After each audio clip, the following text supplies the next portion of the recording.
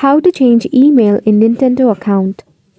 Hey there, welcome back to the channel, and let's get right into this quick and easy tutorial. To change your email in the Nintendo account, you can head over and launch your preferred browser in your device. In your browser, you need to search for account.nintendo.com. First step is to sign in into your Nintendo account. Tap on the sign in button, then head over and enter your credential to log in.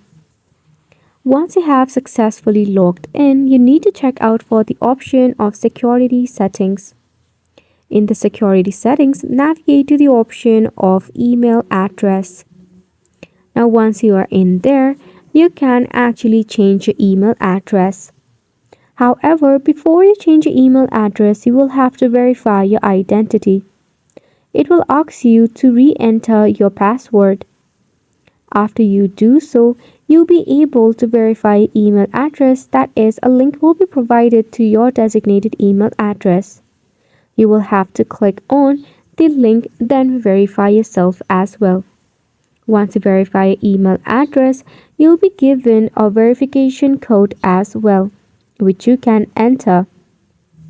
So after you have successfully verified it, you'll be able to successfully change your email address in your Nintendo account.